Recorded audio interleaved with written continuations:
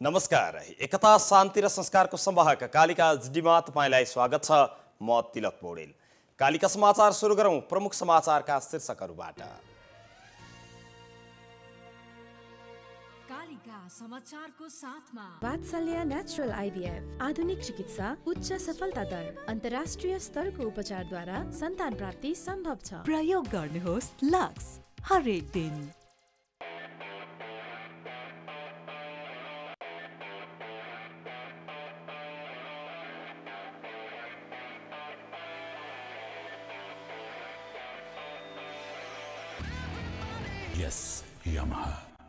नेपालको अति लोकप्रिय motorcycle Hero Super Splendor Pond's Bright Beauty. Kalika एफएमका 20औं वार्षिक उत्सवका कार्यक्रमहरू सार्वजनिक। विगतमा जस्तै यस वर्ष पनि महिनाव्यापी रूपमा कार्यक्रम गरिने।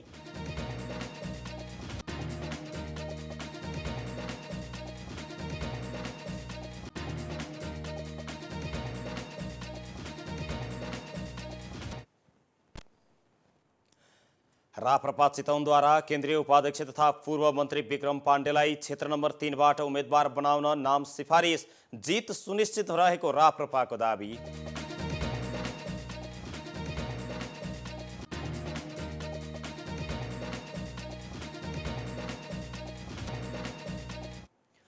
अर्मेनिया अजरबैजान बीचको युद्धमा दुवै देशका तर्फबाट भीषण गोलाबारी। 49 जना अर्मेनियाली सैनिक मारिए। दुवै सीमामा स्थिति स्थिर गर्न अर्मेनिया र रुस सहमत।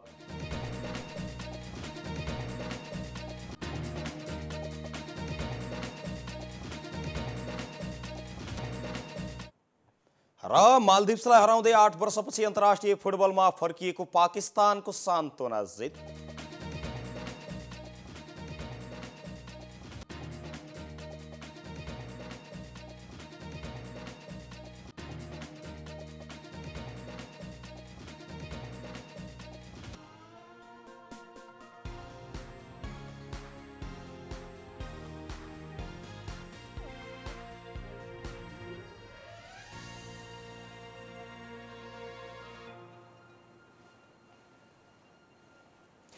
कालिका समाचार सुरु गरौं राष्ट्रिय समाचारबाट। मध्य नेपालकै सर्वोत्कृष्ट रेडियो कालिका एफएम 95.2 ले 20औं वार्षिक उत्सवका कार्यक्रमहरू सार्वजनिक गरेको छ। एफएम परिसरमा आज आयोजित पत्रकार सम्मेलनमा विगतका कार्यक्रमहरूलाई निरन्तरता दिँदै केही नयाँ कार्यक्रम समेत सार्वजनिक गरिएको हो। स्थापना कालदेखि नै कालिका एफएमले भव्य र उल्लासमय वातावरणमा वार्षिक उत्सवका कार्यक्रमहरू गर्दै आएको छ। महिनाव्यापी रूपमा आयोजित वार्षिक उत्सवका कार्यक्रमहरूमा श्रोता लक्षित समाजका प्रबुद्ध व्यक्तित्वहरूको सहभागिता रहने खालका कार्यक्रमहरू रहेका छन्। समाज र राष्ट्रको हितमा निरन्तर आफ्ना कार्यक्रम र सूचनाहरू प्रसारण गर्दै आइरहेको मिडिया आगामी दिनमा पनि कटिबद्ध भएर लाग्ने कालिका एफएमका निर्देशक दीपक पौडेलले बताउनु भएको छ। विगतका वर्षमा कालिका मिडियाले भाषा, कला, धर्म, संस्कृतिको क्षेत्रमा समेत गरेको राष्ट्रिय स्तरका बृहत कार्यक्रमहरूले भिन्न पहिचान र अस्तित्व निर्माण गरेको छ। सोको निरन्तरताका लागि यसपालि पनि सोही अनुरूपका कार्यक्रमको आयोजना गरिएको पौडेलले बताउनुभयो। यस वर्ष वार्षिक उत्सवका बेला दशैं, प्रतिनिधि सभा र प्रदेश सभाको निर्वाचन तथा प्रतिकूल मौसमका कारण चुस्त दुरुस्त बनाइएको छ। यस्तै विगतका वर्षमा हुँदै आएको म्युजिक अवार्ड केही महिना पछाडिका लागि सारिएको छ। वार्षिक उत्सवका विभिन्न क्षेत्रलाई लक्षित गर्दै यसपटक पनि 8 वटा कार्यक्रम तय भएका छन्। यो वर्ष थारू संस्कृति जगेर्नाका लागि यमुसा उत्सव कार्यक्रम नयाँ कार्यक्रमका रूपमा ल्याइएको छ। असोज 1 गते देवघाट धाममा रहनुभएका ज्येष्ठ नागरिकहरूलाई सम्मान गरी वार्षिक उत्सवका कार्यक्रमहरूको सुरुवात गरिने निर्देशक दीपक पौडेलले जानकारी दिनुभयो। उहाँका अनुसार असोज 3 गते संविधान कार्यान्वयन तथा चुनौती विषयक अन्तर्क्रिया, 4 गते थारू सांस्कृतिक जगेर्नाका लागि यमुसा उत्सव, असोज 15 गते बृहत साहित्यिक जमघट कार्यक्रम, 22 गते अन्तर कर्मचारी डन्डीबियो प्रतियोगिता हुनेछ। त्यस्तै दशैं बहार कालिका उपहार कार्यक्रम असोज 10 गतेदेखि सुरु भई 22 गतेसम्म चल्नेछ। असोज 26 गते सांगीतिक कार्यक्रम तथा वार्षिक उत्सव समापन समारोह हुनेछ। आवाजविहीनहरूको आवाज बनेर 2059 सालमा चितवनबाट प्रसारण सुरु गर्दै आएको कालिका एफएमले मनोरञ्जनका लागि कालिका एफएम 91 मेगाहर्ज 2064 सालदेखि निरन्तर गीत सङ्गीत प्रसारण गर्दै आएको छ। यस्तै एकता, शान्ति र संस्कारको संवाहकको नारा तय गर्दै विगत 9 वर्षदेखि टिभी कालिका एचडी को प्रसारण समेत जारी छ। पछिल्ला पटक समयको मागलाई मध्यनजर गर्दै कालिका न्यूज.com को अनलाइन समेत सञ्चालनमा रहेको छ। निलम्बित प्रधान न्यायाधीश चोलेन्द्र शमशेर जबरालाई पूरक प्रश्न सोध्ने विषयमा आवश्यक निर्णय लिन बुधबार अर्थात् भोलि पनि महाभियोग सिफारिस समितिको बैठक बोलाइएको छ। समितिको आज बसेको सिंहदरबारमा बसेको बैठकमा निलम्बित प्रधान न्यायाधीश जबरासँग बयान लिने क्रम आजको बयान सकिएपछि पूरक प्रश्न सोध्ने विषयमा आवश्यक निर्णय लिन भोलि बिहान 9 बजेका लागि समितिको बैठक पुनः बोलाइएको हो। जबरासँगको प्रश्नोत्तर सहितको बयान लिने काम सकिएकोले पूरक प्रश्न सोध्ने विषयमा आवश्यक निर्णय लिन बैठक बोलाउने निर्णय गरिएको समितिका प्रवक्ता लक्ष्मीप्रसाद गौतमले जानकारी दिनुभयो। जबरालाई सोध्न समितिले 43 वटा प्रश्नावली तय गरेको थियो। आजको बैठकमा प्रश्न नम्बर 36 देखि 43 सम्मका प्रश्नहरू सोधिएको थियो। यस्तै प्रवक्ता गौतमका अनुसार निलम्बित प्रधान न्यायाधीश जबराले बयानको क्रममा आरोप लगाएका व्यक्तिहरूलाई पनि आवश्यकता अनुसार बयान लिने समितिले योजना बनाएको छ। यसैबीच प्रमुख प्रतिपक्षी दल नेकपा एमाले भने महाभियोग सिफारिस समितिका सबै बैठकहरू प्रत्यक्ष प्रसारण गर्ने व्यवस्था मिलाउन समितिसँग माग गरेको छ। यसअघिका बैठकका निर्णयहरू गलत ढङ्गले आम सञ्चार माध्यममा प्रसारण भएकाले त्यसो हुन नदिन अबका सबै बैठकहरू प्रत्यक्ष प्रसारण हुने व्यवस्था मिलाउन आफूहरूले माग गरेको एमालेका उपाध्यक्ष एवं समितिका सदस्य विष्णु पौडेलले जानकारी दिनुभयो। एमाले सत्तारूढ दलका नेताहरूले समितिको गतिविधिलाई आफू अनुकूल हुने गरी समाचार माध्यममा दिएको भन्दै बैठकमा असन्तुष्टि समेत जनाउनु भएको थियो। प्रधानमन्त्री शेरबहादुर देउवाले नेपाल र चीन बीच बहुआयामिक सम्बन्ध रहेको बताउनु भएको छ। जनवादी गणतन्त्र चीनको राष्ट्रिय जनकङ्ग्रेस थाई समितिका अध्यक्ष ली चान्सुको नेतृत्वमा नेपालमा आएको चिनिया प्रतिनिधि मण्डलले आज सिंहदरबारमा गरेको शिष्टाचार भेटवार्ताका क्रममा प्रधानमन्त्री देउवाले नेपालको परराष्ट्र नीति पञ्चशीलको सिद्धान्तमा आधारित रहेको जानकारी दिँदै नेपाल एक चीन नीति प्रति प्रतिबद्ध रहेको बताउनुभयो। प्रधानमन्त्री देउवाले चीनका विरुद्ध नेपाली भूमिमा कुनै पनि गतिविधि गर्न नदिइने प्रतिबद्धता जाहेर गर्नुभएको छ। उहाँले नेपालको आर्थिक सामाजिक क्षेत्रमा विगत लामो समयदेखि चीनले गर्दै आएको सहयोगको प्रशंसा गर्नुभयो। सोमबार अर्थात् हिजो सभामुख अग्निप्रसाद सापकोटासँग भएको सम्झौताप्रति खुसी व्यक्त गर्दै प्रधानमन्त्री देउवाले सो सम्झौताले दुई देशबीचको सम्बन्ध थप बलियो बनाउने विश्वास व्यक्त गर्नुभयो। सिंहदरबारमा भएको दुई देशका प्रतिनिधि मण्डल स्तरीय भेटवार्ताका क्रममा जनवादी गणतन्त्र चीनको राष्ट्रिय जनकङ्ग्रेस थाई समितिका अध्यक्ष ली चान्सुले दुई देशबीच 6 दशकभन्दा लामो समयदेखि असल छिमेकीका रूपमा मैत्रीपूर्ण सम्बन्ध स्थापित हुँदै आएको बताउनुभयो। उहाँले चीनमा हालै गएको भूकम्पमा नेपालले व्यक्त गरेको सहानुभूतिको लागि पनि धन्यवाद दिनुभएको छ। चान्सुले आजै प्रमुख प्रतिपक्षी दल तथा नेकपा एमालेका अध्यक्ष केपी शर्मा ओलीसँग पनि भेटवार्ता गर्नुभएको छ। पूर्व मन्त्री तथा राष्ट्रिय प्रजातन्त्र पार्टीका केन्द्रीय उपाध्यक्ष विक्रम पाण्डेलाई चितवन क्षेत्र नम्बर 3 बाटै उम्मेदवार बन्नुहुने भएको छ। राप्रपा चितवनले पूर्व मन्त्री पाण्डेलाई चितवन क्षेत्र नम्बर 3 बाटै सर्वसम्मत रूपमा सिफारिस गरेको छ। राप्रपा चितवनका अध्यक्ष रुद्रप्रसाद ढकालले पूर्व मन्त्री पाण्डेलाई यसपटक पनि क्षेत्र नम्बर 3 बाट जिताउने गरी अभियान सुरु भएको बताउनुभयो। प्रदेशतर्फ 3 कमा गिरिबहादुर लामा तामाङ ज्ञानुजङ, त्यस्तै 3 खमा प्रदेश सांसद तथा राप्रपाका केन्द्रीय सहमहामन्त्री रिना गुरुङको नाम सिफारिस भएको समेत उहाँले जानकारी दिनुभएको छ। ढकालका अनुसार क्षेत्र नम्बर 3 मा 3 राप्रपाको बलियो जनाधार भएको क्षेत्र पनि हो। राप्रपा चितवनका प्रवक्ता राजु भण्डारीले तत्कालीन क्षेत्र नम्बर 5 मा पूर्व मन्त्रीले गरेका कामले चुनाव जित्न सहज रहेको दावी गर्नुभयो। 2070 सालमा दोस्रो संविधान सभाको चुनावमा गठबन्धन नहुँदा पाण्डेले एमाले, कांग्रेस, माओवादी उम्मेदवारहरूलाई पराजित गर्दै संविधान सभा सदस्य बन्नु भएको थियो। संविधान सभा सदस्य हुँदा माडीमा पक्की मोटरेबल पुलको योजना स्वीकृत गरेर ठेक्का लाग्नु भएको थियो। यस्तै 2073 मा भूमि सुधार मन्त्री हुँदा माडी, चनौली र खैरहनीमा नापी तथा मालपोत कार्यालय र माडीमा इलाका प्रशासन कार्यालय स्थापना भएका थिए। 2074 सालमा चितवन राष्ट्रिय निकुञ्ज हुँदै माडी जाने आउने सुविधा प्राप्त बाटोमा उहाँकै पहलमा प्रवेश शुल्क निःशुल्क भएको थियो। उहाँको कार्यकालको समयमा माडी चक्रपथ, रेउ करिडोर जस्ता दीर्घकालीन महत्त्वका योजनाहरू अगाडि बढेको समेत भण्डारीले जानकारी दिनुभएको छ। भरतपुर 27 मेगौलीमा बेतरी खोलामा पुल, नारायणी तटबन्धन, रेउ तटबन्धन, मानव वन्यजन्तु द्वन्द्व व्यवस्थापनका लागि मेष जाली राख्ने लगायतका कामहरू भएका थिए। 2074 सालमा गठबन्धनका कारण विजयी हुन नसक्नु भएका पाण्डे यसपटक भने जित्ने रणनीतिमा हुनुहुन्छ। जनतासँग सजिलै घुलमेल हुने र सहज पहुँच भएका नेताको छवि बनाउनु भएका पाण्डेले वर्षौंदेखि माडी, मेगौली, जगतपुर लगायतका हालका 3 नम्बर क्षेत्रलाई आधार बनाउँदै सामाजिक कामहरू समेत गर्दै आउनु भएको छ। राप्रपा नवलपुरले पनि नवलपुर 1बाट समेत प्रतिनिधि सभा सदस्यका लागि उम्मेदवार बनाउन यसभन्दा अगाडि नै सिफारिस गरिसकेको छ। राष्ट्रपति विद्यादेवी भण्डारीले संघीय संसदको दुवै सदनको बैठकबाट पारित भएर आएका 5वटा विधेयक प्रमाणीकरण गर्नुभएको छ। राष्ट्रपति भण्डारीले मंगलबार विधेयकहरू नेपालको संविधानको धारा 113 को उपधारा 2 बमोजिम प्रमाणीकरण गर्नुभएको राष्ट्रपतिको कार्यालय शीतल निवासले जनाएको छ।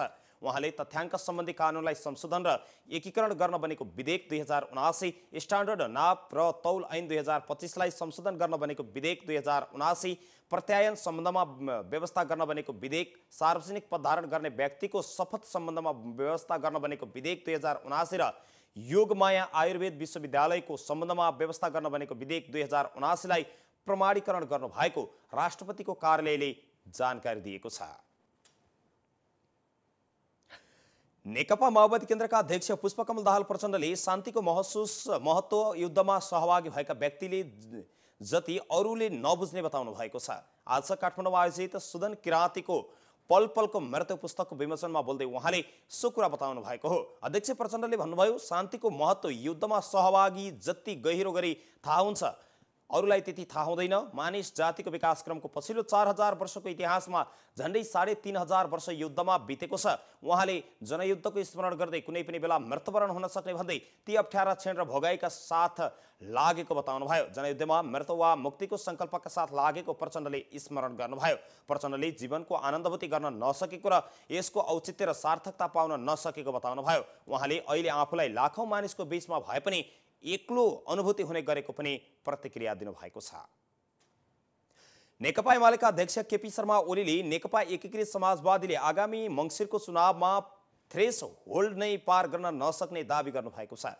पोखरामा आयोजित नेपाल लोकतान्त्रिक तमु संघको दोस्रो राष्ट्रिय सम्मेलन उद्घाटन समारोहमा बोल्दै उहाँले 3% मत ल्याएर माधव नेपालको पार्टीले समाजवादी पार्टी राष्ट्रिय पार्टी बन्न नसक्ने दावी गर्नुभयो।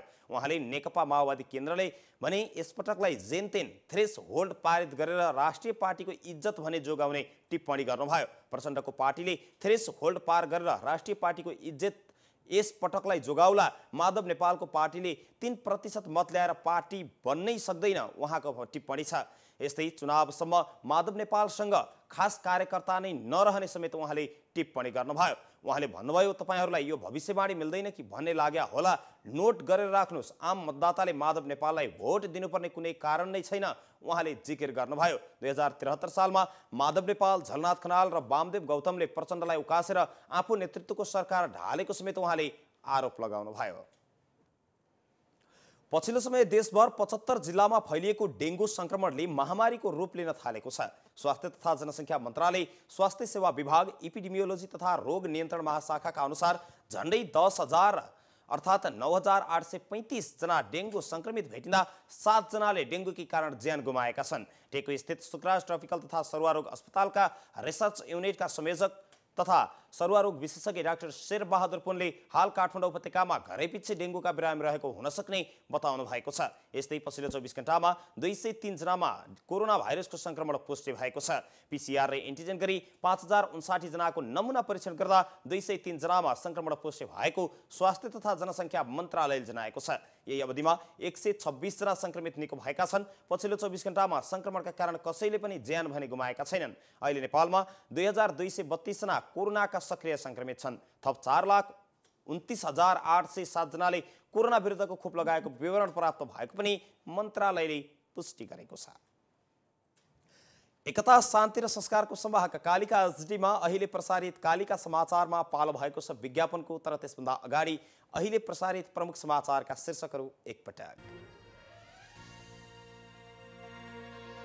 कालिका समाचारको साथमा वात्सल्य नेचुरल आइभीएफ आधुनिक चिकित्सा, उच्च सफलता दर, अन्तर्राष्ट्रिय स्तरको उपचारद्वारा सन्तान प्राप्ति सम्भव छ। प्रयोग गर्नुहोस् लक्स हरेक दिन।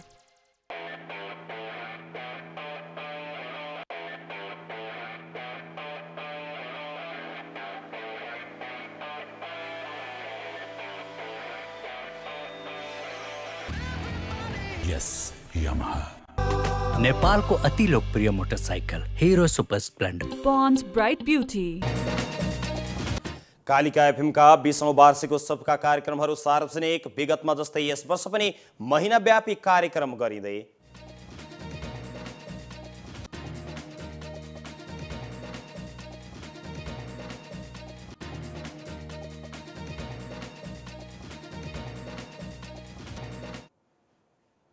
राप्रपा चितवनद्वारा केन्द्रीय उपाध्यक्ष तथा पूर्व मन्त्री विक्रम पाण्डेलाई क्षेत्र नम्बर 3बाट उम्मेद्वार बनाउन नाम सिफारिस, जित सुनिश्चित भएको दाबी।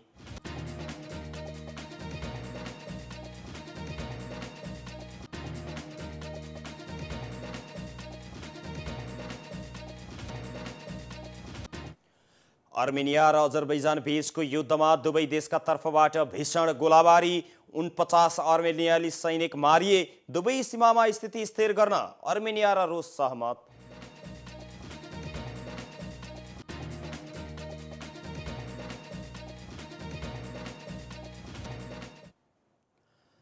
र मालदिप्सलाई हराउँदै 8 वर्षपछि अन्तर्राष्ट्रिय फुटबलमा फर्किएको पाकिस्तानको सान्त्वना जित।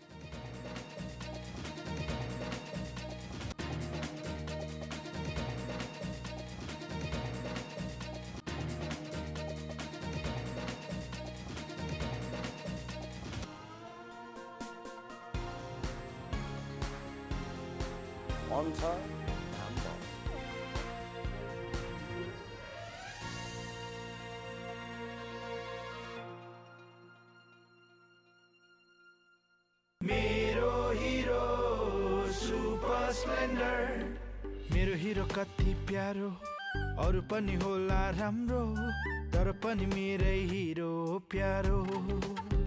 पहाड हेर ओहो, तर कति सुन्दर हाम्रो, बाधा पनि कति हो, त्यसैले हिरो सुपर स्प्लेन्डर नै प्यारो।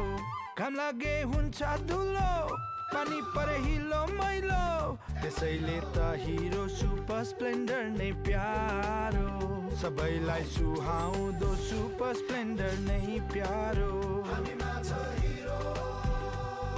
नेपालको अति लोकप्रिय motorcycle Hero Super Splendor.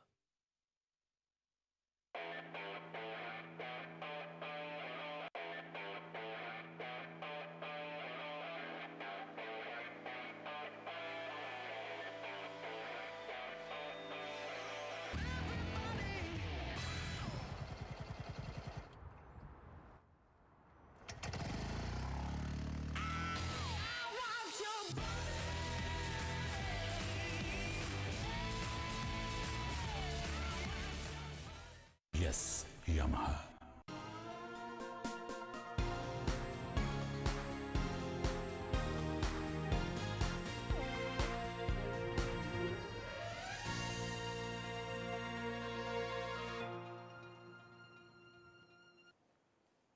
विज्ञापनपछि Kalika समाचारमा पुनः स्वागत छ। अब स्थानीय समाचार। चितवनमा मनी ट्रान्सफर डाका गरेर पैसा लुटेको आरोपमा एकजना पक्राउ परेका छन्। भरतपुर महानगरपालिका 4 फन पार्क नजिकै रहेको नारायणी मनी ट्रान्सफरका कर्मचारीहरूलाई धारिलो हतियार देखाएर पैसा लुटेको आरोपमा नवलपरासी बर्दघाट पूर्वका मिनमान सुनार पक्राउ परेका हुन्। हिजो 24 कोटीबाट पक्राउ परेका उनलाई जिल्ला प्रहरी कार्यालय चितवनले आज सार्वजनिक गरेको छ। आज पत्रकार सम्मेलनको आयोजना गरेर प्रहरीले सार्वजनिक गरेको हो। साथै उनले प्रयोग गरेको बाप्र 030001 ह 1263 नम्बरको अटो, 2 थान धारिलो हतियार सहित 1,67,000 रुपैयाँ समेत प्रहरीले बरामद गरेको छ। सुनारले भदौ 26 गते दिउँसै ट्रान्सफरमा कार्यरत कर्मचारीहरूलाई धारिलो हतियार देखाएर 2,04,250 रुपैयाँ लुटेको जिल्ला प्रहरी कार्यालय चितवनका प्रमुख नवराज अधिकारीले जानकारी दिनुभयो। उनलाई हिरासतमा डाका चोरी कसुरमा थप अनुसन्धान गरिरहेको पनि अधिकारीले बताउनु भएको छ। यसैबीच जिल्ला प्रहरी कार्यालय चितवनले हराएका 26 थान मोबाइल फेला पारेको छ। काठमाडौँ, पर्सा, नवलपरासी, कास्की लगायतका जिल्लामा चलाइरहेको अवस्थामा हराएका 26 थान मोबाइल फेला पारेर सम्बन्धित धनीलाई बुझाइएको समेत प्रहरीले जानकारी दिएको छ। प्रहरीका अनुसार 14,000 रुपैयाँदेखि 1,25,000 रुपैयाँसम्म पर्ने मोबाइल फेला परेका छन्। चितवनमा चाडपर्व विशेष सुरक्षा योजना पनि चलाइएको छ। जिल्ला प्रहरी कार्यालय चितवनले दशैं तिहार लक्षित चाडपर्वलाई लक्षित गर्दै सुरक्षा योजना बनाएको हो भने विशेष गरी राजमार्गमा हुन सक्ने लुटपाट, डकैती, सवारी दुर्घटना र समाजमा हुन सक्ने चोरी, लुटपाट, मादक पदार्थ सेवन र गुण्डागर्दी जस्ता आपराधिक गतिविधिहरूलाई नियन्त्रण गर्न प्रहरीले चाडपर्व लक्षित विशेष सुरक्षा योजना बनाएको हो। सवारी साधनको अत्याधिक चाप बढ्ने र मापसे गरी सवारी साधन चलाई दुर्घटना बढी हुन सक्ने भएकाले प्रहरीले विशेष योजना बनाएको छ। यसका लागि राजमार्गमा सवारी साधन भित्रै प्रहरी परिचालन गरिने समेत उहाँले बताउनु भएको छ। सार्वजनिक यातायातको भाडाको अनुगमन गर्ने प्रहरीले जनाएको छ। यसपटकको चाडपर्वमा राजनीतिक क्रियाकलापहरू हुन सक्ने भएकाले सादा पोसाकमा प्रहरी परिचालन गरेर सुरक्षा व्यवस्था मिलाइएको प्रहरी उपरीक्षक अधिकारीले जानकारी दिनुभयो। बैंक तथा वित्तीय संस्था लुटपाट हुन सक्ने भएकाले त्यसतर्फ पनि सुरक्षा योजना विशेष बनाएको उहाँले जानकारी दिनुभएको छ। कालिका समाचारमा अब अर्थ समाचार।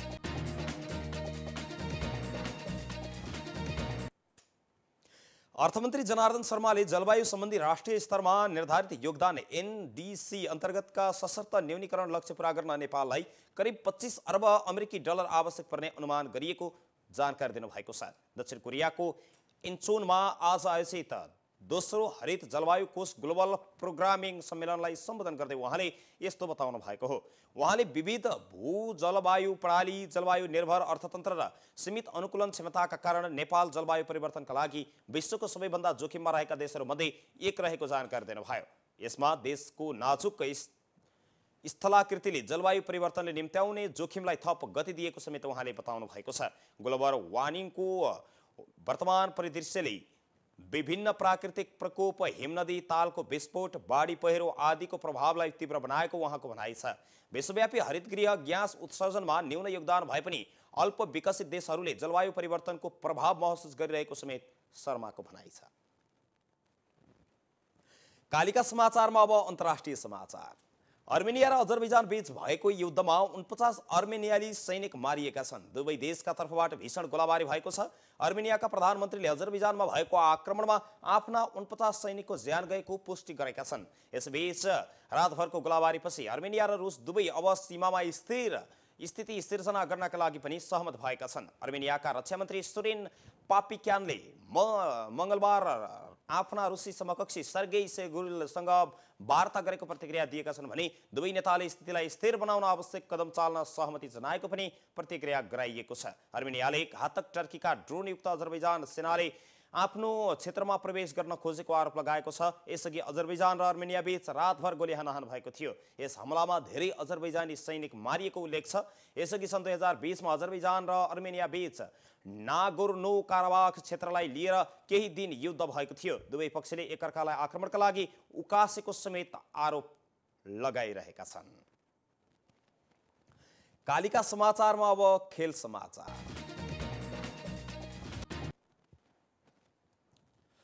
काठमाडौँमा जारी साफ महिला च्याम्पियनसिपमा मालदिप्सलाई हराउँदै पाकिस्तानले आज सान्त्वना जित हात पारेको छ। त्रिपुरेश्वर स्थित दशरथ रङ्गशालामा भएको खेलमा मालदिप्सलाई 7-0 गोल अन्तरले पराजित गर्दै जारी प्रतियोगितामा सान्त्वना जित निकालेको हो। यो जित पाकिस्तान महिला फुटबलका लागि सबैभन्दा फराकिलो जित पनि हो। प्रतियोगिताबाट बाहिरिसकेका दुवै टोलीले मंगलबार प्रतिष्ठाका लागि प्रतिस्पर्धा गरेका थिए। अघिल्ला खेलमा नतिजा सुम्पिएका दुवै टोली सुखद अन्त्यको खोजीमा मैदान उत्रेका थिए। मालदिप्स विरुद्ध फराकिलो जित निकाल्ने क्रममा पाकिस्तानकी नदिया खान एक्लैले 4 गोल गरेकी छन्। यस्तै बाँकी 3 goal ramen Farid, Khadija Kazmi र अनमोल हिराले गरेका छन्। पाकिस्तान समूह चरणको पहिलो खेलमा भारतसँग 3-0 ले पराजित भएको थियो। यस्तै समूह चरणको दोस्रो खेलमा मालदिप्स श्रीलङ्कासँग 1-0 ले पराजित भएको थियो भने यो समूहबाट भारत र बङ्गलादेशले यसअघि नै सेमिफाइनलमा स्थान बनाइसकेका छन्। नेपालले सोमबार श्रीलङ्कालाई 6-0 गोल अन्तरले हराएको थियो। पाकिस्तान 8 वर्षपछि अन्तर्राष्ट्रिय फुटबलमा फर्किएको हो। यसअघि सन् 2014 को साफ महिला च्याम्पियनसिप पाकिस्तानी टिमले खेलेको अन्तिम प्रतियोगिता थियो। एकता, शान्ति र संस्कारको संवाहक कालिका एचडीमा अहिले प्रसारित कालिका समाचारको अन्त्यमा अहिले प्रसारित प्रमुख समाचारका शीर्षकहरू पुनः एकपटक। कालिका समाचारको साथमा वात्सल्य नेचुरल आइभीएफ आधुनिक चिकित्सा, उच्च सफलता दर, अन्तर्राष्ट्रिय स्तरको उपचारद्वारा सन्तान प्राप्ति सम्भव छ। प्रयोग गर्नुहोस् लक्स हरेक दिन।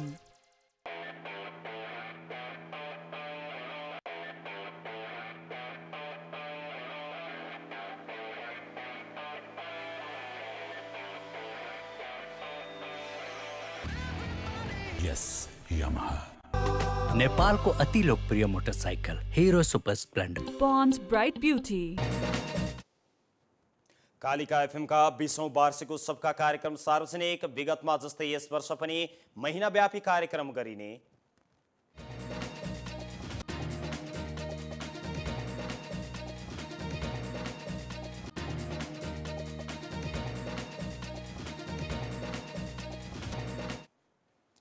राप्रपा चितवनद्वारा केन्द्रीय उपाध्यक्ष तथा पूर्व मन्त्री विक्रम पाण्डेलाई नै क्षेत्र नम्बर 3 बाट उम्मेदवार बनाउन नाम सिफारिस। जित सुनिश्चित भएको राप्रपा चितवनको दावी।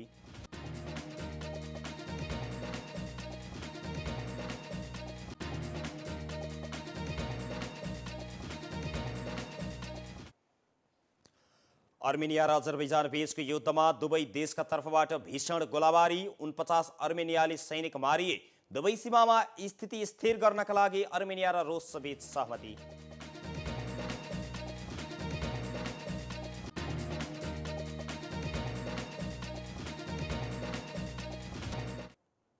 र मालदिप्सलाई हराउँदै 8 वर्षपछि अन्तर्राष्ट्रिय फुटबलमा फर्किएको पाकिस्तानको सान्तोना जित।